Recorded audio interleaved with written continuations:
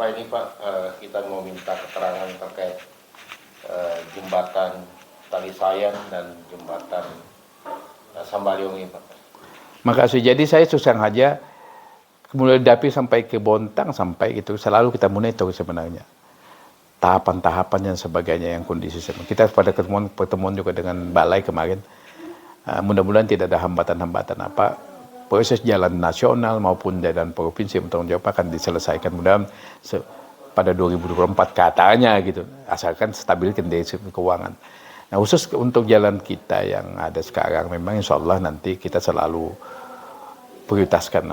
Kalau dulu memang ya kita sadari sendiri pemeliharaan pun tidak cukup, hanya 5 miliar aja sampai ke Bontang. Sekarang sudah luar biasa kita coba OPTD itu kita perankan. Nah menyangkut jembatan Sambaliung, harapan saya, karena kan sudah membagi tugas ini. Bagaimana yang tugasnya pemerintah daerah, mana tugasnya provinsi. Nah harapan saya sebenarnya tadinya Oktober harus sudah dimulai. Karena saya sudah mengingatkan pada Pempronya kerja siang malam. Saya ada khawatir jangan sampai nanti uang ini tidak mampu kita serap. Kan repot lagi nanti. Begitu tidak mampu hanya sekian presentasinya, kita tunggu lagi perubahan macam-macam. Kan repot. Akan memperlambat lagi penyelesaiannya. Tidak seperti dulu kita selesaikan gampi uang di belakang. Tidak boleh lagi sekarang. Sisanya tindak ulang. Ditindak tetap. Karena aturan seperti itu. Ya mudah-mudahan ada regulasi lagi aturan yang baru. Saya tidak banyak mengikuti aturan sekarang, tetapi mudah-mudahan. Itu nanti seandainya dia mampu, maunya itu kan ada 20 miliar, dia mampu 10 miliar, itu aja. Baik kau tunda tahun berikutnya, posisi tindak juga. Uang itu kembali ke kas. Itu kalau tidak dijaga lagi, jangan harap itu. Tidak digubris orang, biarkan orang aja. Maksud saya, harapan saya kepada pemerintah daerah, memang di APBD nggak ada lah. Ajaklah perusahaan-perusahaan itu. Saya yakin lah kalau perusahaan kita ajak benar-benar, kita tinggal memerintah saja akan tanggung jawab Anda. Jalan ini juga bukan kepentingan masyarakat semata, Anda juga berkepentingan. Walaupun batu bara tidak lewat di sini, tapi mobilitas Anda untuk bagaimana di lokasi tambang perlu suku cadang, perlu alat berat, perlu macam-macam, perlu makan, perlu minum, mobilisasinya tetap membutuhkan jalan ini. Anda coba, Anda lah puasa Anda lalu 3 bulan, tolong dibantu Pemda Berau. Ini semangat seperti itu harus ditumbuh kembangkan. Nah ini saya lihat tidak tahu berapa kali saya mau tunda-tunda ini. Saya tadi cek baru saja dengan Nyoman kapan ini? Dia mau lapor dulu ini terhadap bahwa tidak mampu menserap. Saya bilang tolong saya diberitahu lah. Nanti rencana ini Pak mau ninggak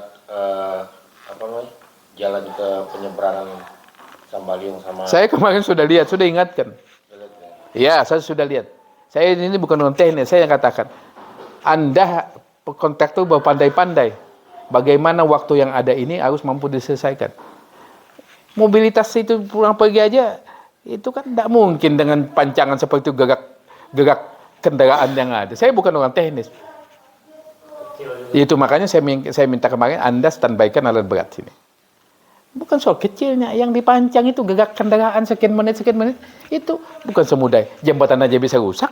Apalagi yang seperti yang di Asakal, yang agak kuku sedikit juan di seberang, di Munjan. Kalau yang di Singkuang, ini ada rumah, ada itu makanya. Yang dipasang itu saya sudah ingatkan, saya bukan orang teknis, tapi saya ingatkan. Nah ini, mudah-mudahan harapan saya, mudah-mudahan tidak melampaui bulan artinya sampai ke November. Kalau ke November saya sudah baru telepon. Mudah-mudahan akhir Oktober sudah mulai. Mudah-mudahan. Jadi jangan juga Pemda sekarang nanti tanggal nanti kita mulai. Nggak bisa, itu anggaran bukan anggaran Pemda loh, anggaran provinsi. Dan yang disalahkan juga nanti pemerintah provinsi tidak peduli, sudah peduli. Hanya memang begitulah pembagian tanggung jawabnya. Bagaimana dia berusaha. Ini saya dengar mau ngurus itu, ngurus ini. Itu kan darurat, cobalah. Bukan permanen sampai ke menteri seperti itu. Kalau kita satu saja persoalannya, yang penting bagaimana biarpun kita izin dengan menteri, kalau fasilitas yang dibangun tidak mempunyai standar ya sama aja juga. Jadi saya lihat itu perlu secepatnya lah. Saya sayangkan sampai nanti uang tidak terserap, kan repot lagi. Nanti saya khawatir nanti kalau kita lupa, jangan-jangan nanti kelupaan juga DPBD. Ini katanya banyak lagi pekerjaan provinsi dan sebagainya. Tapi insya Allah kalau saya tahu juga kita teman-teman DPRD yang dapil sini akan berupaya bagaimana itu harus tuntas diselesaikan. Tetapi saya harapan juga pemerintah daerah ini segeralah ditangani dengan baik lah. Walaupun juga mungkin saja ini bukan urusan saya, tetapi kan daerah bergaul. Tolong itu. Jadi jangan sampai kesan seperti ini kan bukan ini urusan gubernur. Itu juga lemparan yang salah juga. Tapi kalau sudah enak juga dibilang ini perjuangan Pemda. Itu juga salah. Jangan begitu bicara itu. Oke lah, enggak apa-apa. Ini kita sama-sama kewajiban kita. Pernah saya lakukan juga kok. Saya tahu ini jalan provinsi. Tetapi saya tidak mau juga mendengar di telinga saya ada ocehan rakyat dan sebagainya. Listrik saya tahu bahwa itu urusan PLN. Kita tidak mau dengar. Bagaimana cara kita peduli. Karena bagaimanapun juga rakyat mengeluh kepada kepala daerah, kepada DPRD. Tidak ada kata lain, itu mau ngelak-ngelak itu juga saya memang kita konsekuensinya. Seperti konsekuensi saya. Gimana? Saya tidak boleh lagi mengelak, bukan urusan saya. Tidak boleh saya gitu ngomong-ngomong. Jadi semuanya. Jadi ingat ini ada beberapa pelimpahan kewenangan bukan berarti pemerintah diam. Contoh SMK, SMU. Ini betul itu urusan. Mana kalau nanti datang lulus SMP membelodek nanti datang ke tempat kita ke dinas pendidikan. Ini bukan urusan saya. Kan tidak benar. Tidak boleh begitu.